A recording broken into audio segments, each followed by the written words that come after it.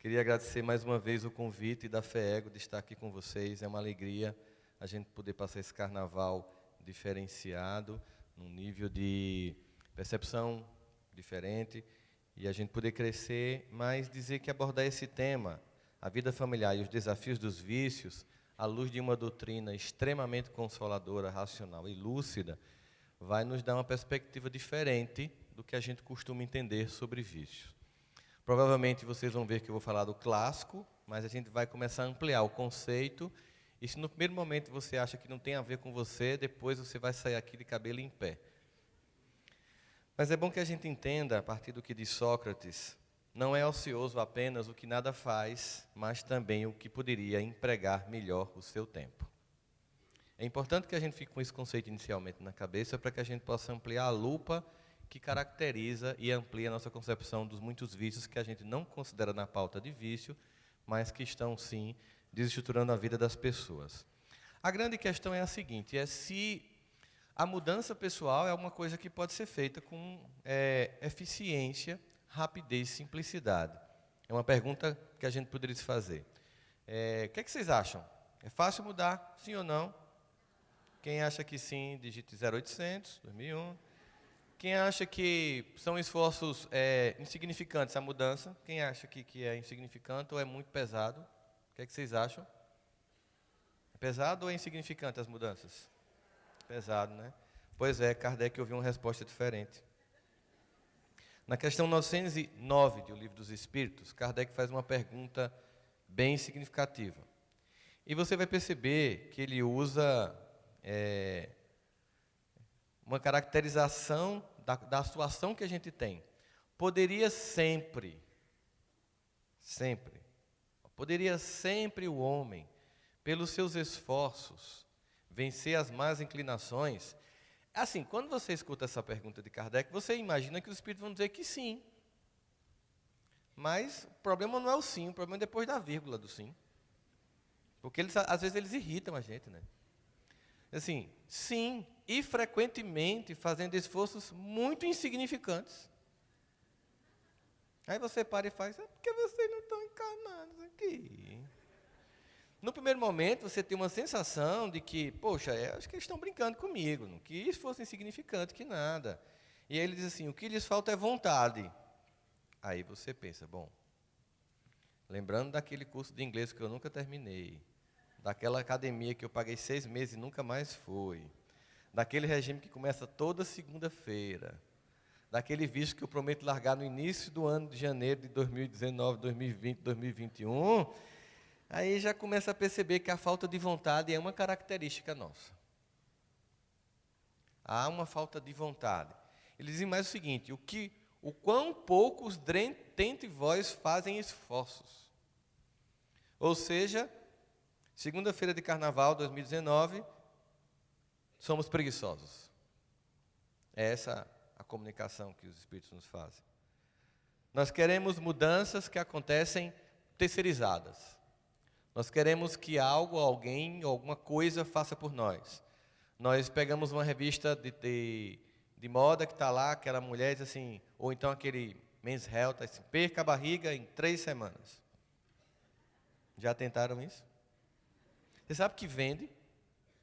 Esses títulos são sempre os mesmos e vendem porque a gente compra como se comprar já começa a diminuir a circunferência. É um sentimento da gente de que alguma coisa que não seja esforço pessoal, repetitivo, levaria à mudança.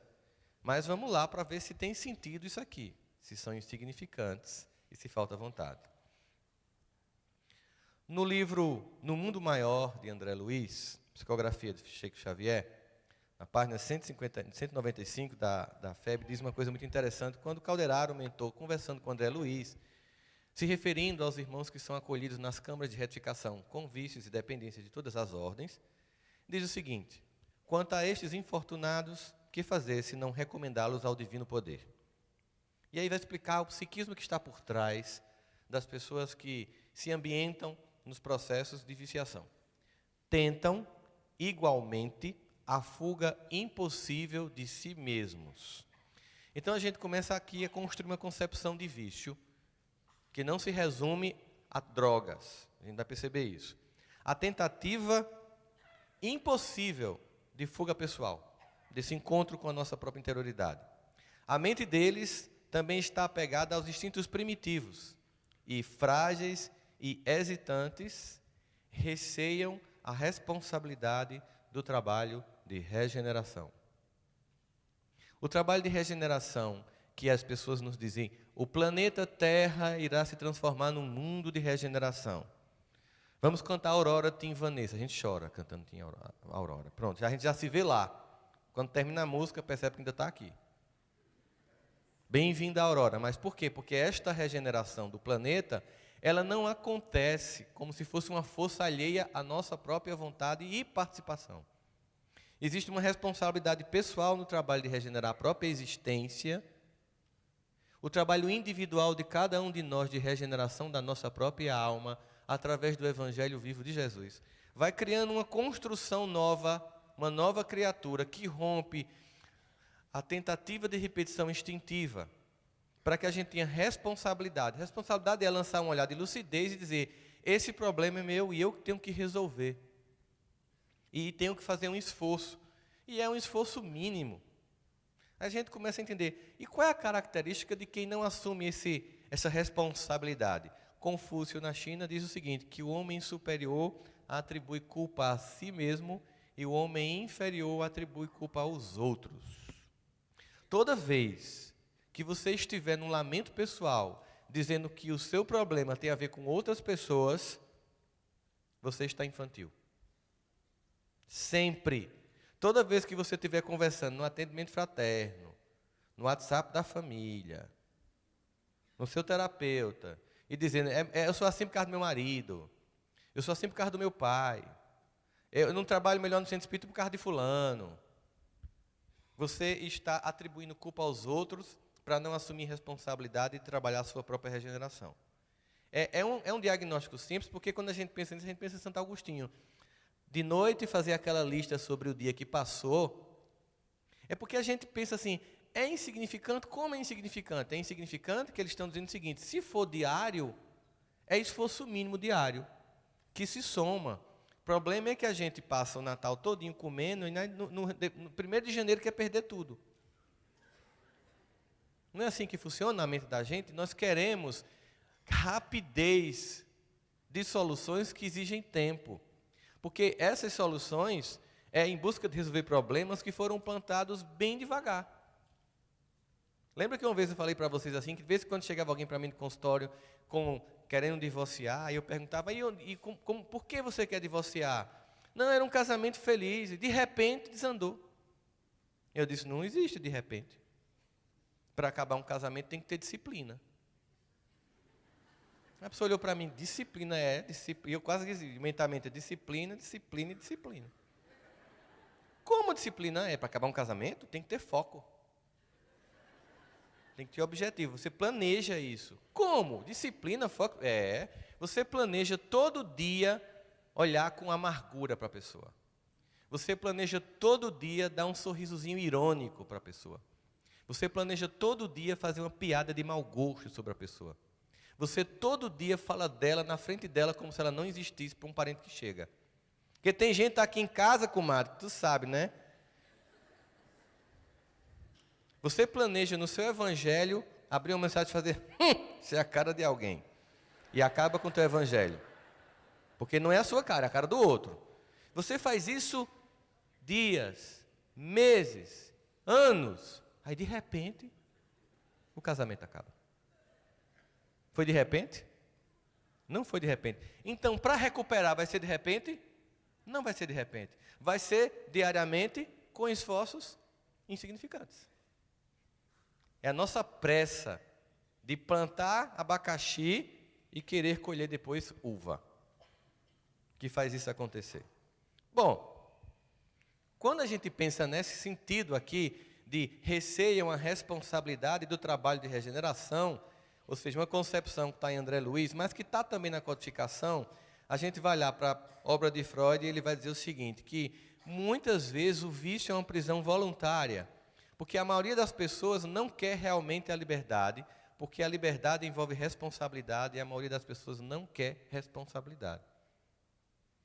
E aí você junta a essa ideia, uma geração de pais que não dão aos filhos responsabilidades, você tem esse caos instalado, que é a sociedade que educou filhos com uma incompetência incomum.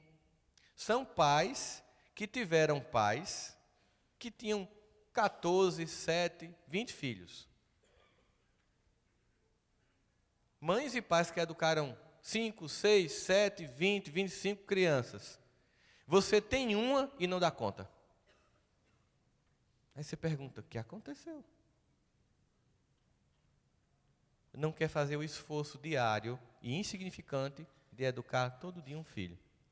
É muito mais confortável viciá-lo em jogos eletrônicos, séries de TV e smartphone. Mas a gente vai chegar lá. Ok. A grande questão das dependências é que elas nos dão algo não merecido, seja a euforia ou seja o relaxamento. O pessoal que está aqui no congresso, Paulo, está trabalhando para caramba. Começa o congresso, mais ou menos, Paulo. Paulo está dizendo para você, gente, vamos trabalhar mais. O Paulo disse que a avaliação está média. Claro que ele está brincando. As pessoas estão aqui antes, planejaram desde o ano passado, montaram os cenários, toda essa estrutura. Quando a gente terminar, amanhã, vocês terminarem, cantam, saem para casa, muitos vão pegar voo, vão pegar carro, o pessoal do evento continua desmontando tudo. Eu digo porque eu já participei dos meus eventos na minha cidade, é assim, você fica puxando cadeira, devolvendo o ambiente que você pegou, do jeito que você pegou, tem que tirar esses plásticos daqui, tem que tirar o cenário todinho. Eles vão chegar na quarta-feira de cinza, em casa, exaustos, clamando por um Dorflex. Mas eles vão estar em paz. Um sentimento de dever cumprido profundo vai fazer com que o cérebro crie uma onda de produção de excitocina, endorfina e relaxamento. Porque eles fizeram o que tinha que ser feito. É a mesma coisa quando a gente passa uma semana inteira cumprindo aquela agendinha e riscando. Fiz isso, fiz isso, fiz isso, fiz isso. Chega no final de semana e você está assim, ai que bom, fiz tudo. Aí você sente o relaxamento. Tem gente que prefere fumar uma maconha para sentir isso. Como esse relaxamento não foi provocado por uma recompensa justa de um trabalho, de um esforço, ela foi quimicamente induzida a uma conta a ser paga. Apesar de todo o papo da galera que diz, não, velho, isso é um papo careta. Muita gente inteligente fuma, velho. Povo da academia, povo dos artistas. E fala assim, e já não percebe que está lento o raciocínio. Aí você vai para os estudos que mostram quantos quadros de esclerose são desencadeados através do uso da maconha. Vários. Pessoas que são borderlines ou fronteiriças psicologicamente e que têm transtornos que desreconhecem e que numa única vez do uso de uma droga surtam e não voltam. Inúmeros casos. Aí é o contrário, não, mas eu quero sentir eufórico. Imagina que você fez os seus esforços insignificantes durante anos. Você fez um curso, qualquer que seja ele, depois você resolveu fazer um concurso, você comprou apostilas, fez cursos, primeiro concurso você faz, 50 mil inscritos, você está lá, resultado, você ficou 15 mil vagas atrás da pessoa que está no primeiro lugar.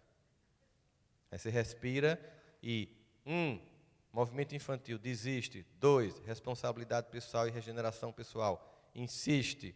Continua num trabalho contínuo de estudar, dormir tarde, não vai para a festa, evita qualquer coisa, evita distrações. 3 anos depois, você passa no concurso. Você fica eufórico. Você fica pulando quando sai o resultado. Você chega em casa pulando.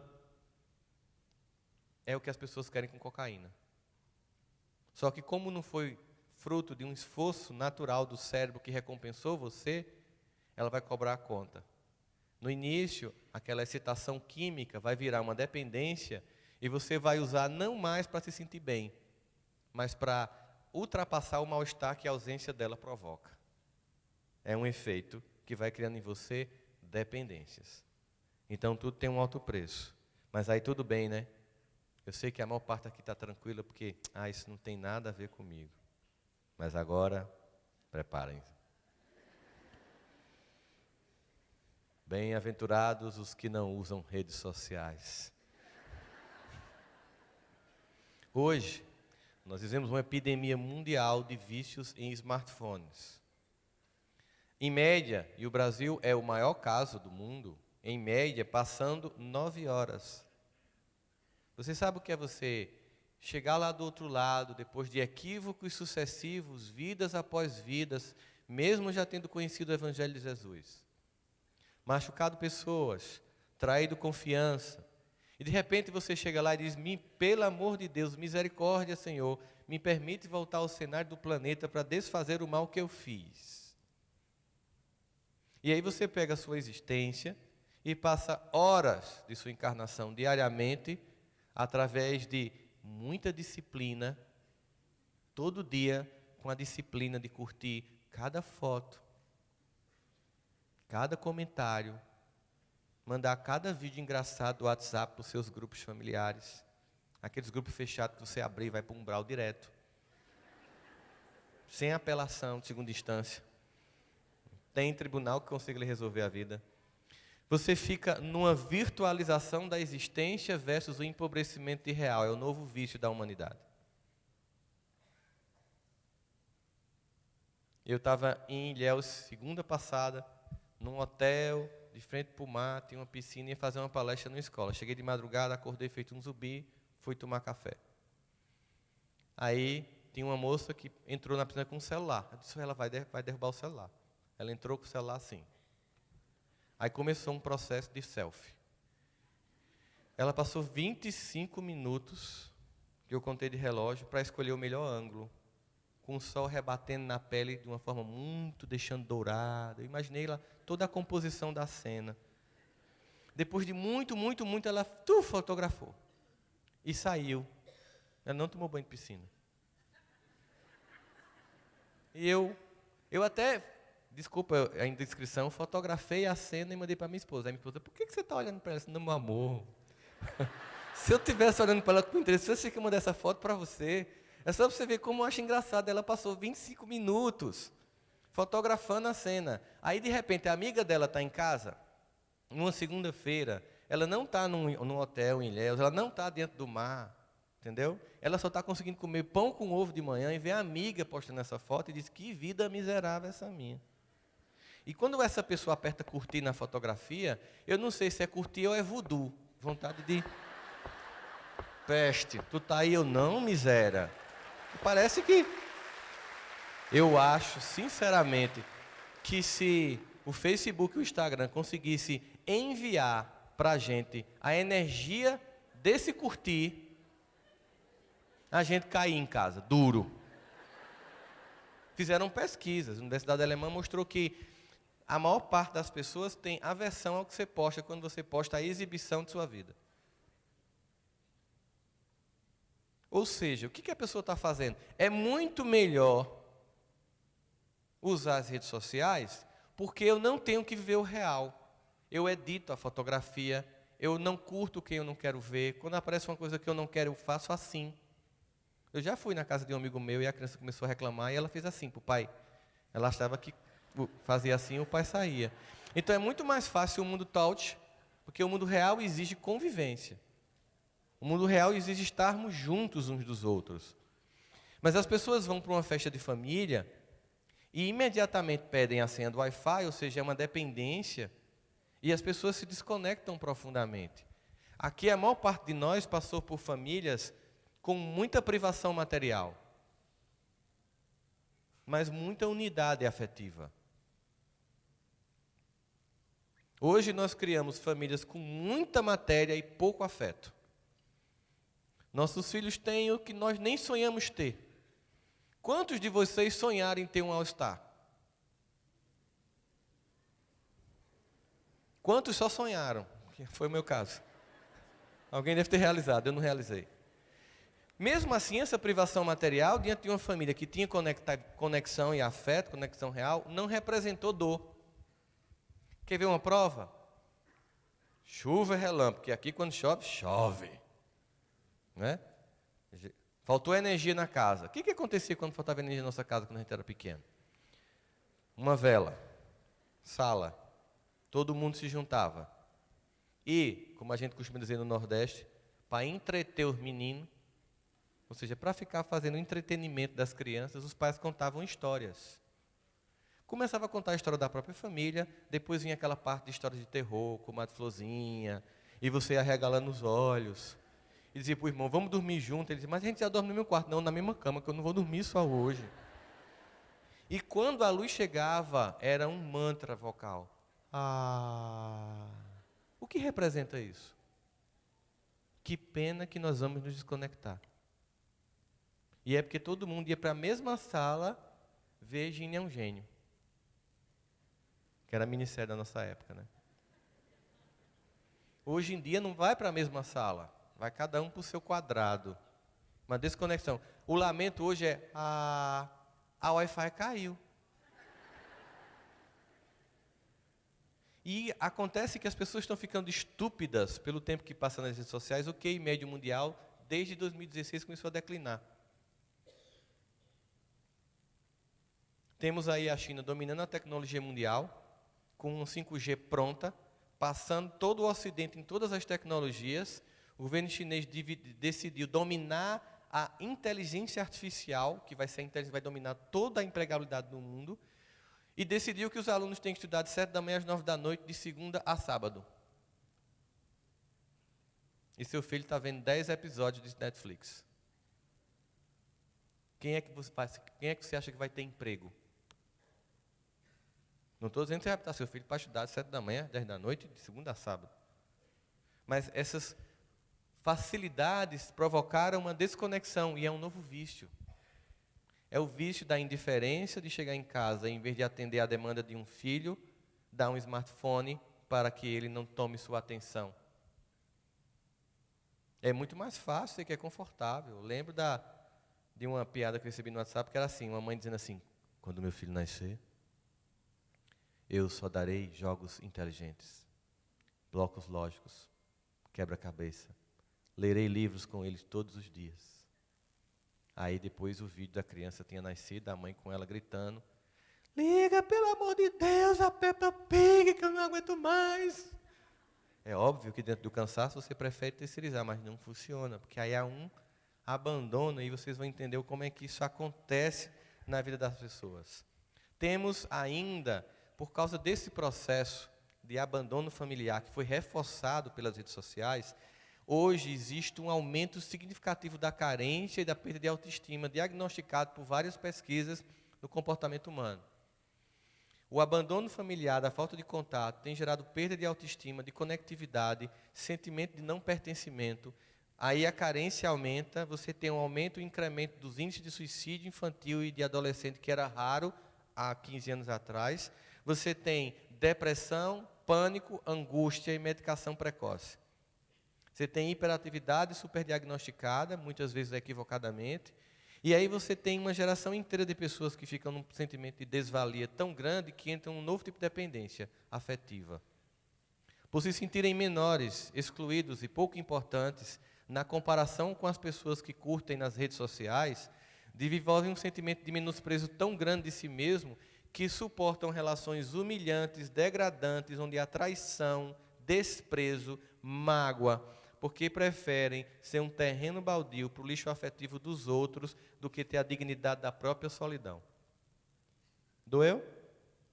Era o objetivo.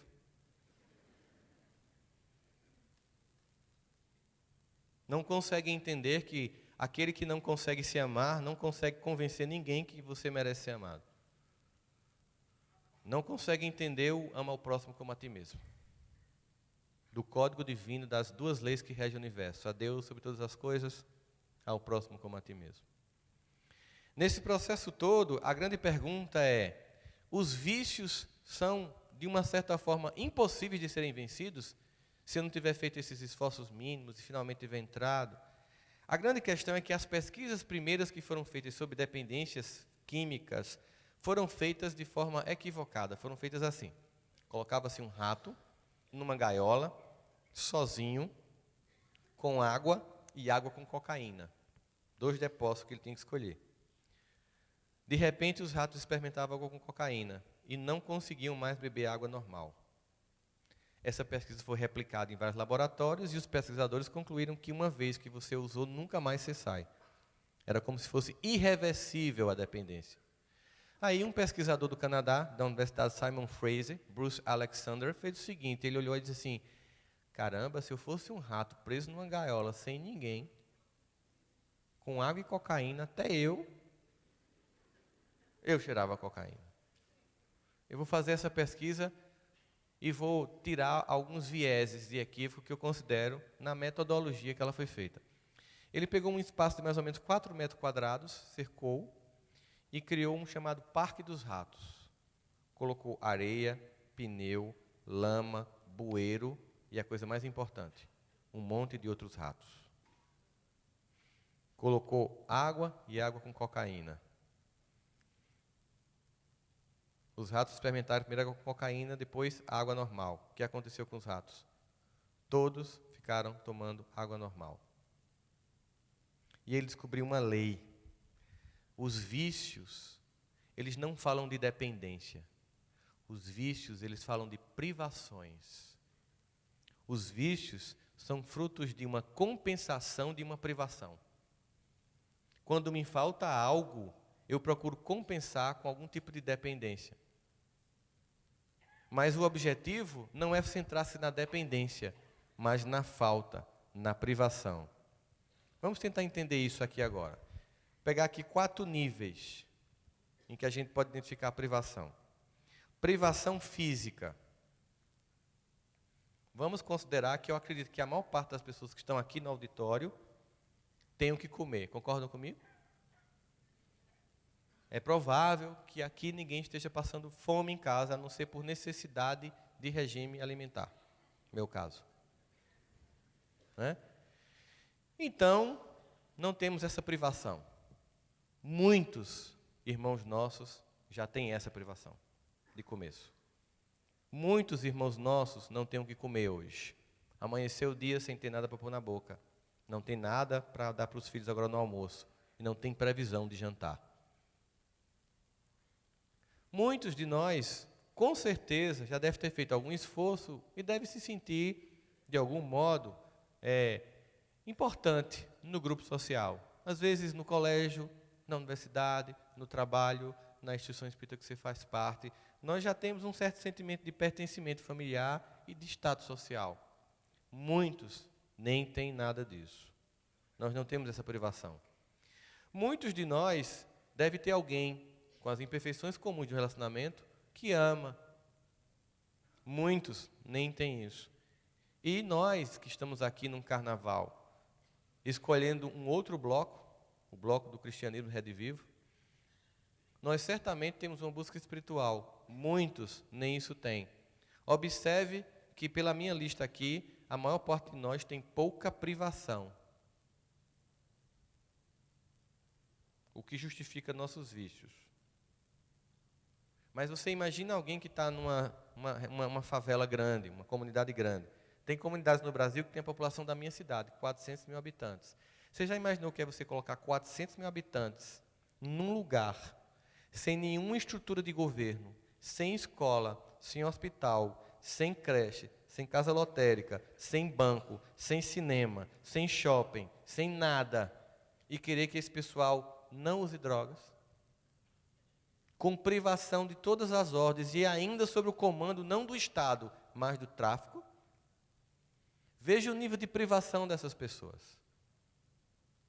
Aí você, Rossandro, eu entendo. E por que o menino de classe média de Goiás se vicia? Porque ele tem privação afetiva de pais indiferentes. Que desenvolveram outro vício. O vício do trabalho. Para aumentar cada vez mais o padrão de vida, trabalha. Se puder trabalhar de noite, trabalha final de semana, para comprar um outro carro, para comprar um outro apartamento, para levar os filhos para a Disney. Como faltou a pessoa, e só veio os objetos, essa privação afetiva gera uma carência absurda que vai ser compensada com dependências. As dependências sempre tentando compensar privações. Tem até a obsessão espírita. que é aquela pessoa que vai para o centro segunda, terça, quarta, quinta, sexta, sábado, domingo. E a família? Você está indo servir Jesus ou fugir de sua família? Será que todas as suas noites ausentes de casa não estão gerando alguma falta, alguma privação? Qual é o seu maior compromisso? E uma vez eu atendi uma pessoa no atendimento fraterno. Meu marido é uma pessoa irritante, é uma pessoa difícil. Então eu trabalho aqui no Centro Espírita toda noite para ver se Deus ilumina aquele homem. Entendeu a lógica? Na verdade, ela estava deixando abacaxi para os filhos. E quem escolheu aquele cara para casar foi quem? E qual é o compromisso afetivo? É de você viver a relação e suportar a relação e desenvolver a relação e não fugir da relação e de botar a culpa em Jesus. Fica faltando, aí depois a filha foi lá, que nem espírita era. Eu não venho aqui não, porque aqui é onde minha mãe foge dos problemas dela. Ela deu o diagnóstico imediatamente. E fico eu lá em casa suportando o marido que tem que ser dela, porque eu tenho que fazer a minha história. Eu fico lá atendendo as demandas de uma esposa que quem teria que atender era ela. E isso está me cansando. Era fuga. A desculpa? Trabalhador espírita. Nós podemos criar várias formas de vício sem saber disso. As articulações que são feitas são muito, muito, muito interessantes. E aí a gente começa a perceber uma coisa aqui, né? Que a maior parte das dependências, no fundo, elas podem ser abandonadas quando a privação acaba. Vocês sabem que isso é difícil porque a maior parte das pessoas que procuram médicos, psiquiatras e psicólogos são as pessoas que não conseguiram sair da dependência. Então, há uma subnotificação das pessoas que conseguiram. Aí fizeram uma pesquisa durante a guerra do Vietnã. E você imagina, você pega um adolescente americano de 18 anos, tira da casa dele, do colégio, do futebol, do basquete, pega ele, bota no avião, atravessa todo o Oceano Atlântico, toda a África, o Oriente Médio e joga lá na ponta, na Ásia. Num país completamente diferente. Ele chega lá, não tem mãe, não tem pai, não tem colégio, não tem basquete, não tem futebol americano. Isso é a privação total, não é? E ainda coloca uma guerra em que ele tem que matar pessoas. Ele estava estudando literatura e Shakespeare, no outro dia ele está lá matando gente. Profunda privação. O que aconteceu com 90% deles? Vício, cocaína e maconha. Terminou a guerra, os que sobreviveram voltam. Acabam-se as privações. Apesar de muitos voltarem com síndrome de estresse pós-traumático da guerra, eles voltaram para casa, para o colégio, para o basquete, para a família, para o café da manhã. 90% deles deixaram de usar drogas. Porque a privação cessou. Sem ajuda médica. Nós não estamos falando de dependências, mas de privação. Por isso que o grande trabalho é família. Família é o ambiente em que você tem que gerar afeto para não gerar privação. O grande objetivo de encarnarmos em um ambiente familiar é encarnarmos no ambiente que supra as necessidades que foram motivo de privação na vida anterior. E quando você não dá essa atenção, quando nós não nos damos essa atenção, conforme Kardec pergunta, qual seria o resultado do relaxamento? Um recrudescimento do egoísmo.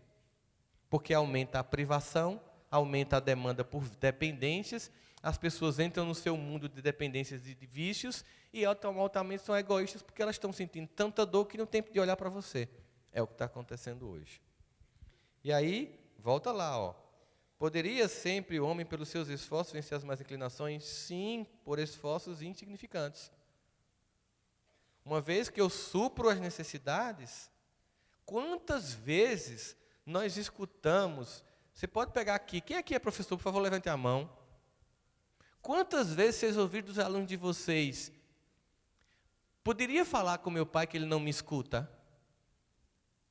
Minha mãe não me escuta. Meu pai, eu chego em casa e falar com ele, ele fica no telefone. Ou fica me ouvindo olhando o jornal. Isso é privação de afeto. A cobrança que eles fazem para vocês é por um novo tênis e um novo telefone. Na escola, para o terapeuta e para o médico, é por atenção. É o sentimento de privação, é um abandono familiar. Imagine você chegar em casa agora e apenas isso, dedicar 10% do tempo do seu celular ao seu filho. Sua casa mudará por esforços insignificantes. Deixe de abandonar sua esposa e seu esposo na cama, olhando o celular. Dê 10% do tempo que você dá antes de dormir ao celular a quem está do teu lado construindo uma família. E sua vida afetiva mudará por esforços insignificantes. E aqui, para reforçar a ideia de que é privação e independência, mais uma vez antecipando as tendências das pesquisas científicas, Kardec pergunta na questão 641, o desejo do mal é tão repreensível quanto o mal? Depende. Há virtude em resistir voluntariamente ao mal que se deseja praticar, especialmente quando se tem possibilidade de fazer esse desejo. Mas se foi apenas por falta de ocasião, a culpa. Aí vamos imaginar que o discurso, não, é porque os espíritos são muito radicais. Uma vezinha ou outra, qual o problema? É bem assim. Temos um monte de existências anteriores, uma sucessão de equívocos, que gerou, como André Luiz vai descrever em sua obra, uma lama psíquica, que Chico dizia, nossa vida psíquica é como uma piscina cheia de lama, se você mexer na água, turva de repente. Vocês viram isso ano passado? O ano passado, as pessoas se degladiaram pela política, na família, nos centros espíritas, nos grupos familiares, em todo canto, porque a lama psíquica foi mexida e os conflitos vieram à tona. Pessoas que a gente sabia que conheciam o Evangelho, estavam com discursos de ódio. Aí você pensa, ó, nossas experiências anteriores voltando à tona, basta você mexer na estrutura mínima do psiquismo que ainda está sendo montado, que a coisa vem à tona. Imediatamente. E aí, veja só, você está lá, você é casado, você está num casamento feliz, beleza, mas aí você passa uma mulher bonita ou um homem bonito, você registra como desejo. Não levante a mão se você estiver casado com a pessoa do lado. Não estou pedindo isso. É normal que você registre. Mas aí você tem todo o seu anteparo psicológico. Não, eu sou casado, estou feliz, eu tenho meu compromisso moral. Eu sei que mesmo que eu saísse aqui e fosse para aqui e repetir tudo de novo, eu vou ficar. Existe muita coisa aqui para investir. Beleza, você fica. Mas aí você resolve, não, estou aqui hoje e tal, eu vou tomar uma. Aí quando você começa a beber o álcool, os sentidos que tem, os sensores morais, que são, numa perspectiva da psicologia, montados numa instância chamada superego, que tem como objetivo criar um conjunto de anteparos morais para inibir os instintos. Aí você está lá, você está resistindo. Não, mas eu sou casado. Blá, blá, blá. Aí de repente você bebe. Aí há um anestesiamento dos sensores morais. E aí você cede. O combate a todas as coisas que é feita não é uma coisa cega, do tipo você vai para um umbral. Não. Quando a gente diz para um jovem não vá para o carnaval, a gente tem duas possibilidades. Ou ficar com um discurso infantil, não vá, meu filho, porque senão você vai para um umbral. É mentira. Quando a pessoa vai, ela já está no umbral. É diferente. E a gente já foi, sabe como é. Euforia vazia, descompromisso moral, visão dantesca de certas coisas, e ainda a mentira, que é atrás do trio elétrico só não vai quem já morreu. Quem já morreu é quem mais vai. A pessoa que é médio vidente, se olhar na multidão em cima, tem um susto, e descobre de onde se inspiram aquelas máscaras. Na visão animalizada dos espíritos que fizeram idioplastia do seu próprio perispírito para estar no meio da multidão em processos vampirescos. Mas aí o que é que você faz? Esse discurso? Não, isso aqui é uma análise que a gente sabe que é verdade. O que a gente faz com o jovem espírita que a gente não quer que vá para o carnaval? Simplesmente diz não vai ou cria uma alternativa melhor? vem para Goiás, faz uma arena cheia de atividades em que eles não vão sentir falta do que tem lá pelo que tem aqui. Eu não faço privação. Eu dou mais do que aquilo que está sendo oferecido lá fora. É assim que você faz. E aí você cria resistência moral. Porque aqui ele está aprendendo conceitos, vivências, experiências, conhecendo jovens de outras famílias espíritas. Ah, mas sabe que tem um filho meu que não vem? Sempre tem. Você é a ovelha negra da fã. Sempre tem. É o nosso desafio. Aí vai julgar quando chegar em casa, ó, meu filho, seu irmão foi para o FEG, você não foi. Sei não, só Jesus. Não é acolhimento. É assim, o que é que eu não estou dando na minha casa? O que é que está faltando na minha conduta com este filho para que ele tenha preferido ir para o carnaval? É perguntas com leveza, sem culpa. Bem, sim. Eu lembro que fiz uma palestra com Arun Gandhi, aqui mesmo em Goiânia, o neto de Mahatma Gandhi, e a gente foi fazer um debate depois. E ele contando a história do avô dele, do pai dele, que ele uma vez foi para o colégio e desobedeceu o pai. E aí o pai foi pegar ele. Ele já tinha uma certa idade, já dirigia. Se dirige o carro, meu filho. Por quê? Porque eu vou voltar a pé para casa. Por que o senhor vai voltar a pé para casa? Eu quero voltar a pé para casa porque eu acho que vai dar uma caminhada de umas 3 horas. É o tempo que eu vou procurar entender onde foi que eu falhei com você, para você não ter me obedecido. E ele foi atrás do pai o caminho inteiro no carro. E o pai caminhando num sol causticante, eles moravam na África do Sul. E eles assim, ele não precisava fazer mais nada, eu estava me sentindo tão mal de imaginar meu pai se torturando, se culpando por uma culpa que eu achava que era minha. Mas quando eu cheguei, eu percebi que ele não estava fazendo um teatro, ele realmente estava se perguntando o que foi que eu fiz para meu filho não me obedecer. Quando o homem está mergulhado na atmosfera do vício, o mais não se torna para ele um arrastamento quase irresistível? Pergunta Kardec na questão 645. É interessante, porque aí ele diz assim, arrastamento. Irresistível? Não. Arrastamento, sim. Irresistível?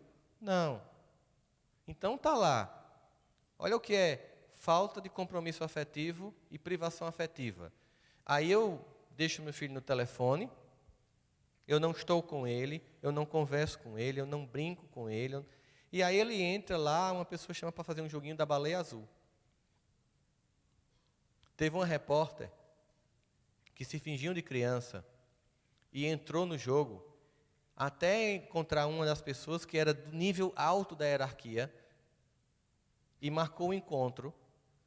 E era uma pessoa que já tinha feito mais de 25 jovens se matar. Ele disse que tinha prazer mórbido nisso. Se apaixonou por ela. Ela era uma jornalista muito bonita. E ela lançou um livro mostrando como é que acontece todo o processo. E o livro é um assustador diagnóstico da ausência dos pais na vida dos filhos. E a gente vem. Renato Russo faz uma poesia que não foi feita na época em que havia redes sociais, WhatsApp, nem esse vício atual de internet. E como um poeta é capaz de descrever em uma poesia de uma única música, a música Há Tempos, todo um diagnóstico do que acontece hoje em dia. Parece cocaína, mas é só tristeza. Qualquer pessoa sabe que após a exacerbação que provoca o vício, imediatamente vem um rebote de tristeza. Tem gente que tem tristeza depois que toma Dorflex. Sente um sentimento de alegria, porque dá uma relaxada, depois entristece. O diagnóstico de que, por exemplo, você vai para uma festa como carnaval, parece cocaína. Quantas vezes, quando a gente foi, na quarta-feira de cinza, estava deprimido?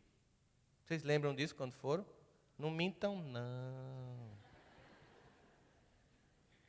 Aquela coisa, de repente,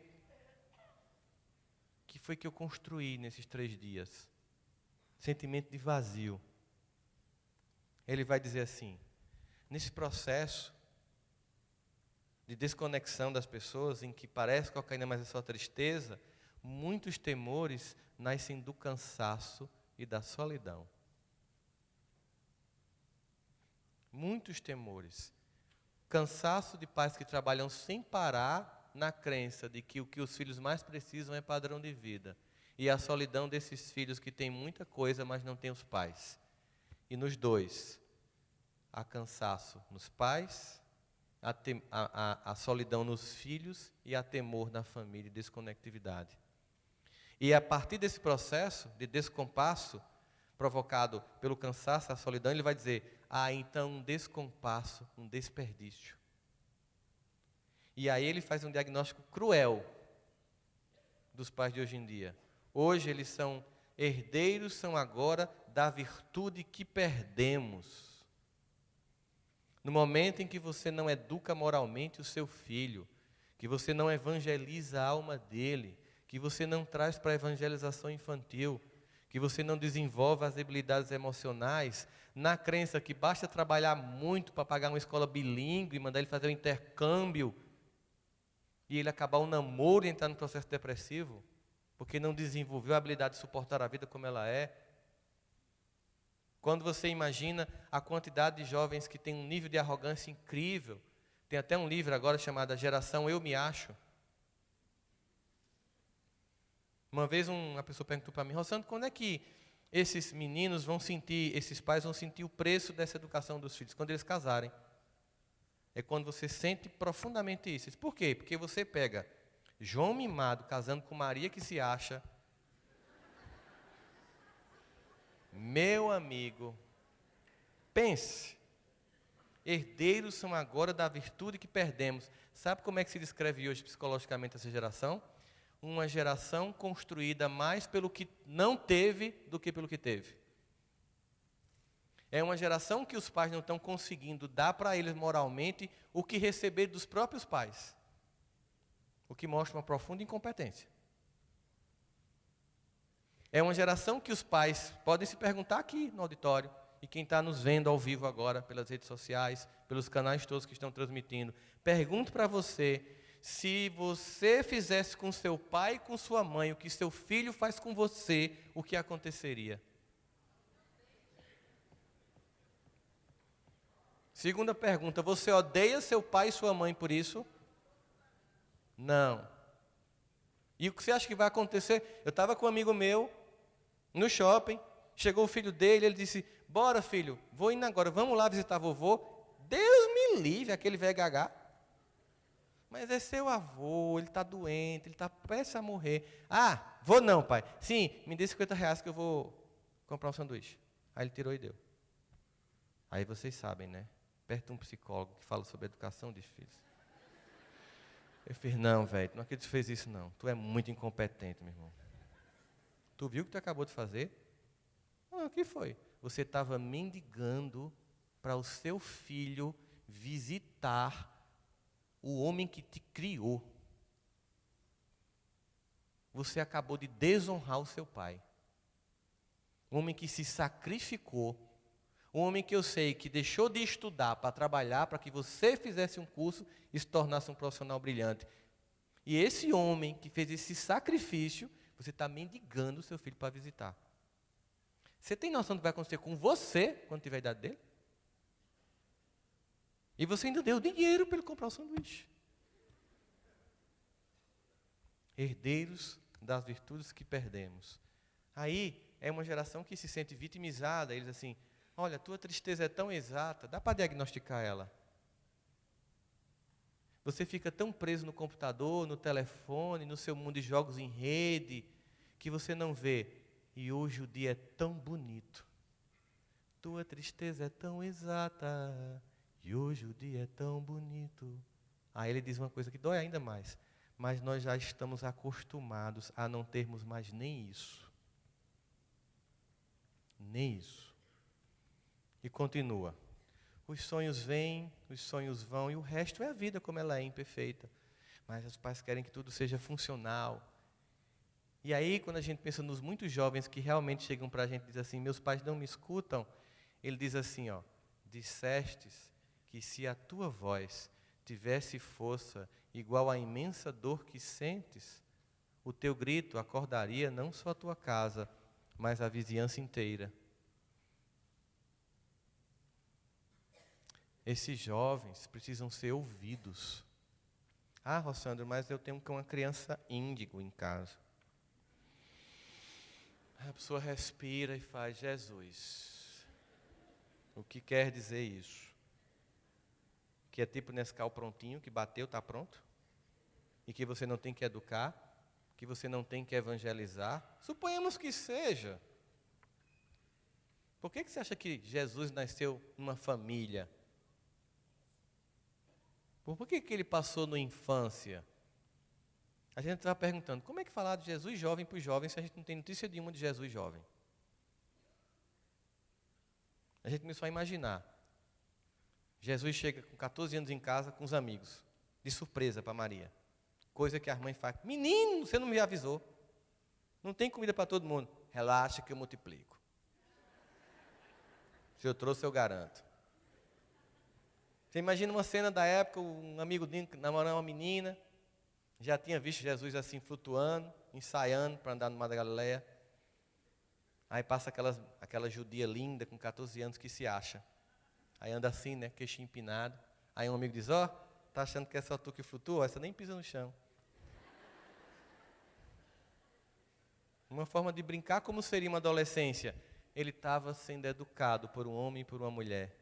Havia um cotidiano, havia lições. Ele podia descer pronto do céu, se materializar e cumprir. Por que ele nasceu numa família? Há uma necessidade de construção. Precisam ser ouvidos. Sabe quando você repete para o seu filho lições? Como eu já contei para vocês, que minha mãe repetia, eu perguntei: você não cansa não? Ela disse: cansei no segundo dia. E por que você repete? Porque você não muda. Não gosto de ouvir não, odeio. Muda que eu paro. E tinha os 3 níveis, né? Repetição por teatralidade. Tira essa toalha molhada da cama, pelo amor de Deus. Desliga esse computador e faz alguma coisa que preste na sua vida. Segundo nível, chantagem. Eu já sei qual é a sua, meu filho. Você quer que eu morra. Sabe? Um dia você vai entrar em casa e eu vou estar estirado no chão, ó, morta. E sabe de quem é a culpa? Sua. É assim? Terceiro nível, abdução. Meu filho, eu queria sumir. É assim? Ouvia dos vizinhos: você vai estragar esses seus filhos. Você pega muito no pé deles. Você é muito exigente. Você não deixa eles dormir na casa dos outros. Você controla demais esses meninos. Aí, 15 anos depois, as mesmas pessoas da família e da vizinhança que dizia isso, dizia assim: ô Adelma, tu tivesse tanta sorte com esses teus filhos. Não. Foram esforços diários e insignificantes. Repetido. E muitas vezes eu dizia: eu deu você. Você veio para o mundo para acabar com a minha felicidade. Ela dizia: nem se preocupe, o objetivo é esse mesmo. Se você acha que felicidade é ficar vendo TV e não estudar, vou acabar agora. Desliga, ela puxava assim, ela fazia assim, tirava a tomada. Há tempo. Aí ele diagnostica aqui, com toda essa família omissa, com esses jovens desencantados, há um relaxamento moral tão grande, essa modernidade líquida descrita por Zygmunt Bauman. Aí ele diz assim: há tempo nem os santos têm ao certo a medida da maldade. Se nem os santos sabem a medida da maldade, os pais perderam a noção do perigo. E por isso, há tempos são jovens que adoecem. Cartola tem um casal de amigos que morre e ele cria uma das filhas, Creusa. E Creusa começa a ficar, com 16 anos, ela só pensa em namorar. E aí ele: minha filha, cuidado, isso é um mundo perigoso. E claro, não, o senhor é um careta, tal. que dizem que ela virou prostituta, é a maior mentira. Ela é até cantora, cantou aquela música dele, Insaboa, mulata, Insaboa. Aí ele faz uma música para ela. Qual que ele começa a dar a resposta para a filha? Aí ele, o eu poético, fala mais alto e ele quer dar uma resposta a uma geração inteira de pais falando para filhos diante do mundo. Ainda é cedo, amor. Mal começastes a conhecer a vida, já anuncias a hora da partida, sem saber mesmo o rumo que irás tomar. Presta atenção, querida. Embora eu saiba que estás resolvida, em cada esquina cai um pouco a tua vida e em pouco tempo não serás mais o que és. Ouça-me bem, amor. Presta atenção, o mundo é um moinho. Vai triturar teus sonhos tão mesquinhos, vai reduzir as ilusões a pó. Presta atenção, querida. Em cada amor, tu herdarás só o cinismo. E quando olhares, estarás à beira de um abismo, abismo que cavastes com os teus pés. E diante disso, há tempos o encanto está ausente e há ferrugem nos sorrisos.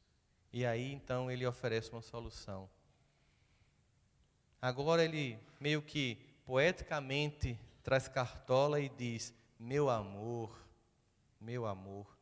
disciplina é liberdade. Só quem tem a capacidade de forma disciplinada, fazer todo dia o que tem que ser feito, um dia terá a liberdade de ser quem quer ser. Só quem tem a disciplina de todo dia fazer o que tem que ser feito, vai fazer e vai fazer acontecer. Sois deuses, vírgula, fazei brilhar a vossa luz. Não está dado. É preciso investir, trabalhar e progredir. Lei do progresso, lei do trabalho. Vós sois deuses, vírgula, fazei brilhar a vossa luz. Trabalha, progride. Disciplina é liberdade. Compaixão é fortaleza. Nós vivemos um mundo em que a compaixão começa a tomar os corações, mas muitos estão inertes. No Evangelho segundo o Espiritismo, diz assim, toda sociedade humana, a cada tempo, tem uma virtude que tem que desenvolver e um defeito que tem que combater. A virtude de vossa geração, a atividade intelectual. O vosso vício, o vosso vício, a indiferença moral. E diante da indiferença, compaixão é fortaleza. Ter bondade é ter coragem. Disciplina, meu amor, é liberdade. Compaixão é fortaleza. Ter bondade é ter coragem. Bondade e só bondade não funciona. Questão 932 do Livro dos Espíritos. Por que no mundo tão a miúda a influência dos maus sobrepuja a dos bons? Por fraqueza destes. Os maus são intrigantes e audaciosos, e os bons são tímidos. Quando estes, ou seja, os bons quiserem, preponderarão. Então eles têm que ter o quê? Além da bondade, coragem. E finalmente diz, onde é que eu busco tudo isso? Lá em casa tem um poço. E a água é muito limpa. É no momento do desespero, quando abandonado, dá tudo errado, que ele volta para casa, encontra no colo dos pais o consolo. É quando dá errado, que você volta para casa e encontra na família, a gente começa de novo. A gente tenta de novo. Vamos acertar junto dessa vez.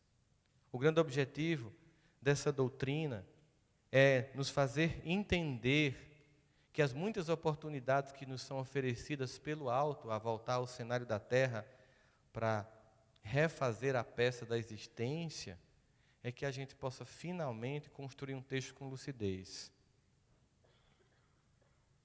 Por isso, eu queria que vocês lembrassem não apenas o que falta na família de vocês. Eu queria que vocês lembrassem o que tem.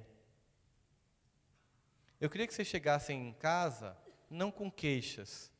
Eu queria que vocês chegassem com o sentimento do que nós já temos, O que é que nós já construímos? Para que a gente pudesse fortalecer esses laços. Que chegassem para os filhos e não com culpa dissessem, eu não tenho te escutado. Apenas dissessem, eu quero te escutar agora. Que chegasse em casa e desconectasse um pouco a Wi-Fi para conectar os corações. Porque com esforços insignificantes, como diz os Espíritos a Kardec, diariamente, como família, como marido e mulher, como pais e filhos, conseguiríamos blindar a nossa família e os nossos queridos amores dos muitos vícios de um mundo cuja tsunami moral tem arrastado vidas e vidas e vidas. Assim, para terminar, eu desejo a todos vocês e a mim que tudo que a gente tem sentido aqui possa reverberar tão profundamente no nosso coração que possamos voltar para casa não apenas com a inscrição do Congresso de 2020, mas com a inscrição de tudo que aprendemos aqui na tentativa de construir uma família mais capaz. Que possamos voltar com a responsabilidade de chegar em casa e cuidar dos nossos talentos recebidos por Deus. Nossa esposa, nosso esposo, companheiro, companheira, filho, filha, tia, avó, amigos, nossa tarefa, nossa família espírita, a unidade desse movimento cujo Pacto Áureo comemora 70 anos. Apesar das nossas diferenças, calarmos para que a coisa mais importante, que é Jesus, esteja à nossa frente. Que a gente possa chegar na nossa casa e construir nossos afetos. Que Deus ilumine a família de vocês. Ele que sonda, como diz Davi, conhece, mesmo quando a gente está calado, mesmo quando não tem palavras, sondando a dor que tem no coração de cada um, chegue lá, acorde, desperte e transforme. Que os filhos sejam de vocês herdeiros das virtudes do Evangelho de Jesus e que vocês possam, ao final dessa jornada, ter um sentimento de dever cumprido e ouvir do outro lado, servo fiel. Multiplicastes o talento que eu te dei. Muito obrigado, muita paz. Um grande prazer estar aqui com vocês. Beijo no coração de todos.